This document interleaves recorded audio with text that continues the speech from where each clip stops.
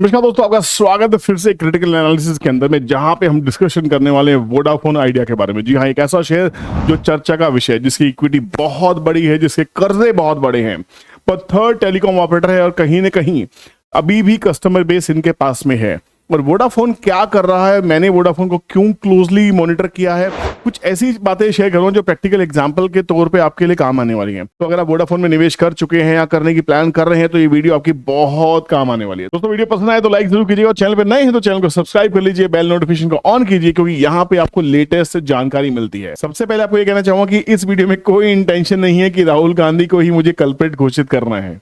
ये कल्प्रिट यहाँ पे माधवी भी हो सकती हैं, राहुल गांधी भी हो सकते हैं, हिंडनबर्ग भी हो सकता है, अडानी भी हो सकते हैं, मैं भी हो सकता हूं। मेरा यहाँ पे सिर्फ डिस्कशन करने का ये पर्पस है कि जो मैं सुन रहा हूँ वो अफवाहें हैं। मैंने बहुत साफ साफ कहा है, मेरे पास कोई ऑथेंटिक सोर्स नहीं है जो मैंने इस वीडियो में डिस्कशन की है। मैंने वीडियो में कहा है, तो मैं बिल्कुल भी आपको हर्ट पॉलिटिकली नहीं करना चाहता कि भैया अगर आप राहुल गांधी के फॉलोअर हैं तो हैं, मोदी जी के हैं तो हैं।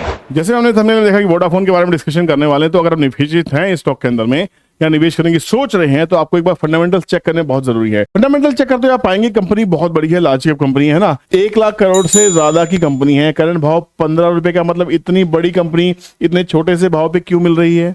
क्योंकि कंपनी शायद नफा नहीं कर पा रही है, और उसकी सबसे बड़ी वजह क्या है?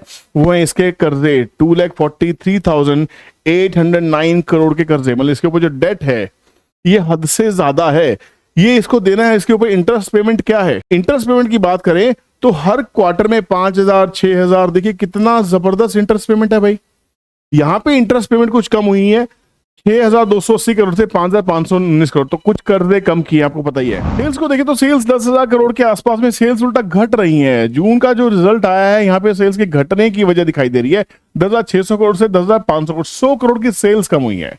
यहाँ पे कंपनी के ऊपर इंटरेस्ट इनकम कम हुई है, तो यहाँ पे देखेंगे तो लॉस कम हुआ है, लॉस कम हुआ है, कोई प्रॉफिट में कंपनी खड़ी नहीं हो गई है। आप कह सकते हैं इतनी बड़ी कंपनी है, आदित्य बिरला का नाम है। जी हाँ, आदित्य बिरला का नाम है, इसलिए कंपनी बची हुई, नहीं तो कब की एनसीएलटी में जा चुकी होती, ध्यान रखना, ठीक है ना। और थर्ड लार्जेस्ट टेलीकॉम प्रोवाइडर रहा है। अभी हाल फिलहाल में मैंने भी 3 वोडाफोन के नंबर लिए, पर सेल्स गिरी क्यों है? 3 नंबर लिए भाई, 100 करोड़ की सेल्स गिरी है, मजाक कर रहा हूँ, ठीक है। तो ये वीडियो को आखिर तक देखना है। ये 3 नंबर जब लिए मैंने तो कुछ इंसाइट मिली मुझे, वो आपको इस वीडियो के अंत में शेयर करने वाला। बहुत इंटरेस्टिंग इंसाइट है। अगर आपको लगे वो इंसाइट काम की है तो आप वोडाफोन में कुछ रिस्क लेने का प्लान कर सकते हैं, क्योंकि मैंने थोड़ा सा मन बनाया है कि क्या मैं उस बात के ऊपर में, हालांकि बहुत ही छोटी बात है बट बहुत काम की बात हो सकती है, as we compare it with the sales. अगर सेल्स स्ट्रेटेजी की बात करने वाला हूं, वोडाफोन की एक कमाल की सेल्स स्ट्रेटेजी, तो वीडियो को अंत तक जरूर देखना। अब यहाँ पे बहुत ज्यादा कुछ नहीं दिखाई दे रहा है, बट यहाँ पे एक चीज जो दिखाई दे रही है वो है मॉर्गन स्टैनली कंपोजिट इंडेक्स की न्यूज। एमएससीआई ने अपनी लेटेस्ट लिस्ट जारी की है, जिसमें उसने कहा है, अगस्त में मैं रिव्यू कर रहा हूं, वोडाफोन आइडिया, डिक्सन टेक्नोलॉजी उन 8 स्टॉक्स में से हैं जो इंक्लूड किए जा रहे हैं एमएससीआई लिस्ट के अंदर में। उन्हीं में से आरटीएन पावर था, रतन इंडिया पावर आपको याद होगा 10 से 20 हो गया था, है ना। तो यहाँ पे जरूरी नहीं कि वोडाफोन भी 15 से 30 हो जाएगा, ठीक है। HDFC bank shares to see weightage hike, इसकी वेटेज हाइक होने वाली है। यहाँ पे कौन कौन से स्टॉक्स आने वाले हैं? Vodafone Idea, Dixon Technology, Cochin Shipyard, ये ऐसे स्टॉक्स है जो आने वाले हैं। इसमें से बंधन बैंक को निकाला जा रहा है, ठीक है। तो यहाँ पे एक तो मिल गई पॉजिटिव न्यूज। अब दूसरी पॉजिटिव न्यूज ढूंढने के लिए काम करते हैं, इसके शेयर होल्डिंग को देखते हैं। यह बहुत ही इंटरेस्टिंग शेयर होल्डिंग है। पहले तो इसके इन्वेस्टर्स को देख लेते हैं। इन्वेस्टर्स में 37% तो प्रमोटर के पास में है, वो लगातार सेल कर रहे हैं। एफआई इसमें लगातार आ रही है। देखिए एफआई, कमाल की चीज जो दिखाई दे रही है वो ये है, ये सुपर डुपर पॉजिटिव साइन है। एफआई इसमें आ रहे हैं, एफआई की लगातार एंट्री इसमें दिख रही है। इंस्टीट्यूशंस जो है, डीआईएस हैं, वो लगातार इसमें एंटर कर रहे हैं। ये थोड़ा सा सेल ऑफ आया, ये मोतीलाल ओसवाल ने माल बेचा है, ठीक है। आपको अभी प्रूफ करके दिखाता हूं। पब्लिक के पास क्या है? पब्लिक के पास 11%, 14%, 17, 19, पब्लिक भी माल बढ़ा रही है। पब्लिक को लगता है जैसा सुजलॉन में हुआ वो यहां भी हो सकता है, जैसा जेपी पावर 7 रुपए से 20 रुपए हुआ, ये भी हो सकता है। होने को स्टॉक मार्केट में anything and everything is possible. पर एक्चुअल में पोस्टमार्टम करते हैं और चलते हैं हमारे स्क्रीनर के पास में और देखते हैं भैया ये खेल हो क्या रहा है। शेयर होल्डिंग पैटर्न के पास गए जब हम, तो यहां पे कमाल की चीज क्या थी? ये कमाल की स्टेटमेंट है, देखिए 50 mutual funds have bought and 30 mutual funds have sold Vodafone idea in the month of July 2024। हम अगस्त में खड़े हुए हैं। नेट चेंज क्या है? नेट चेंज ये है, कितने स्टॉक्स हैं? 1 2 3 4 5 6 7, 50 करोड़ 20 लाख शेयर, 50 करोड़ 20 लाख शेयर, इतने शेयर्स नेट में या तो खरीदे गए हैं या छोड़े गए, नेट चेंज है। अब ये नेट चेंज कैसा है, इसको थोड़ा सा नीचे की तरफ चलेंगे तो कमाल पता लगेगा कहानी क्या है। यहां पे थोड़ा सा और पढ़ते हैं।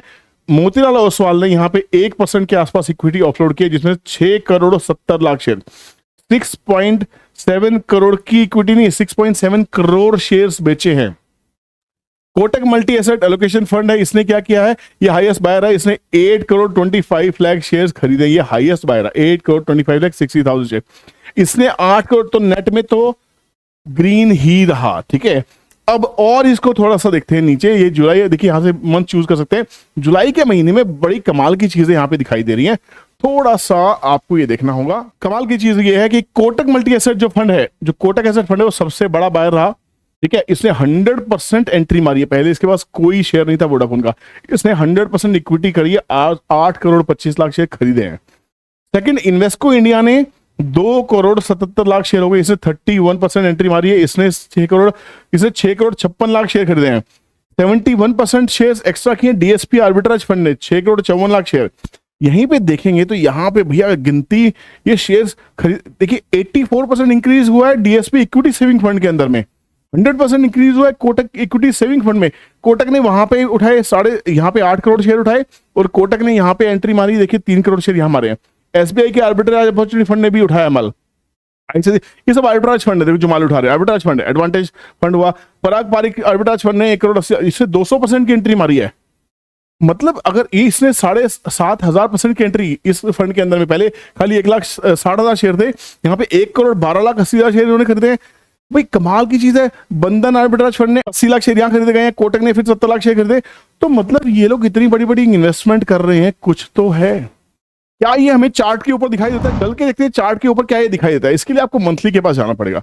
जब मंथली चार्ट पे आप जाते हैं तो आपको कुछ न कुछ तो गेम समझ में आना शुरू हो जाता है।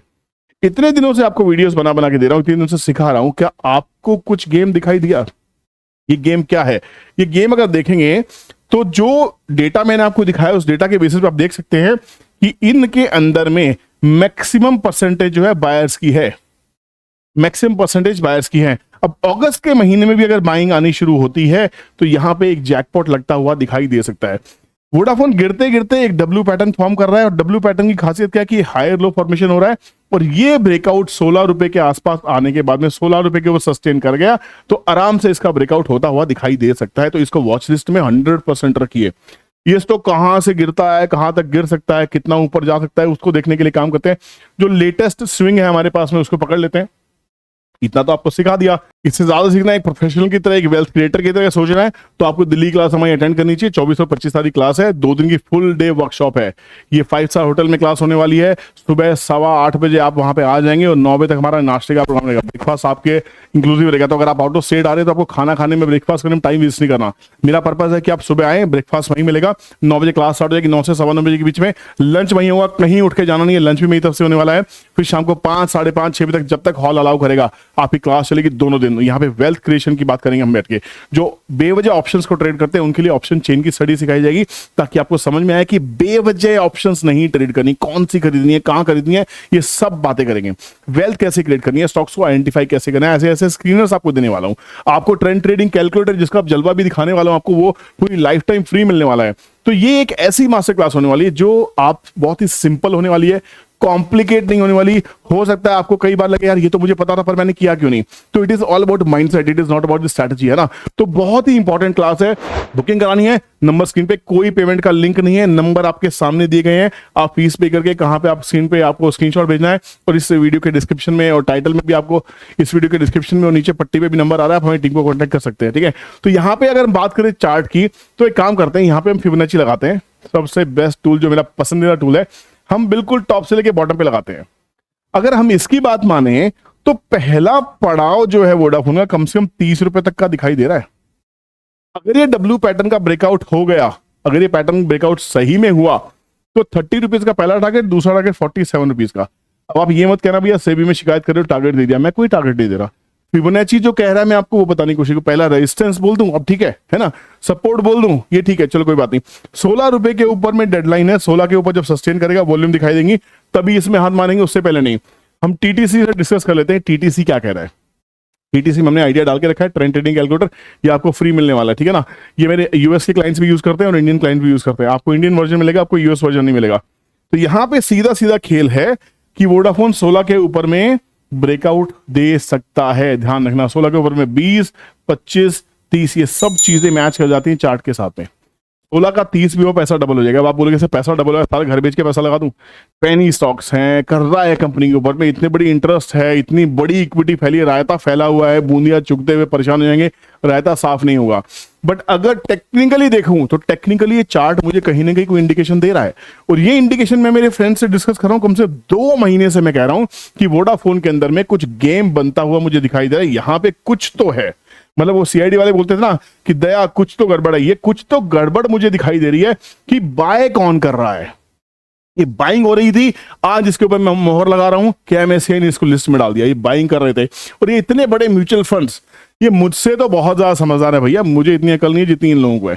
इनके जो फंड मैनेजर हैं हाईली क्वालिफाइड हैं, सर्टिफाइड हैं। अगर ये लोग करोड़ों शेयर्स खरीद रहे हैं तो मुझे अपनी कैपिटल में से एक रिस्क कैपिटल असाइन करने में तकलीफ नहीं होगी। मैंने क्या करना है, मैंने प्लान कर लिया है। आप क्या करने वाले हो कमेंट सेक्शन में कमेंट करके जरूर बताना। वीडियो पसंद आया हो तो लाइक करना, शेयर करना दोस्तों, ताकि लोगों को कंटेंट सही मिले। सिर्फ ये नहीं, ले लो आई बड़ी खबर, जैसे थंबनेल पे देख के आप रुके ना। बड़ी खबर क्या है? बड़ी खबर यही थी कि एमएससीआई ने उसको अपनी लिस्ट में ऐड कर लिया गया है। और एमएससीआई इंडेक्स ऐसा है, मॉर्गन स्टैनली कंपोजिट इंडेक्स ऐसी लिस्ट है जहां पे बड़े इन्वेस्टर्स FIs इसमें एंट्री करना स्टार्ट करते हैं। और ये बहुत ही क्लियर है, मल्टीपल सोर्सेज से पता लग रहा है कि FIs एंट्री कर रहे हैं। FIs एंट्री कर रहे हैं, लॉस की कंपनी है, मॉर्गन स्टैनली इसमें घुस रहा है। हमें क्या करना है? Decide yourself. I will see you in next video. Take care, bye bye, जय हिंद।